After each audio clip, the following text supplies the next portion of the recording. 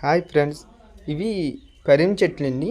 ఇట్లా పరిం పళ్ళు అంటారు. పూర్వం చాలా ఎక్కువగా ఉండేవి తోటల్లో నాటిల్లోని. చాలా ఇష్టంగా తినేవారు. పుల్ల పుల్లగా తీయగా చాలా బాగుంటాయి. మీరు కూడా ఎప్పుడైనా ఇవి తిన్నట్లయితే కామెంట్ చేయండి.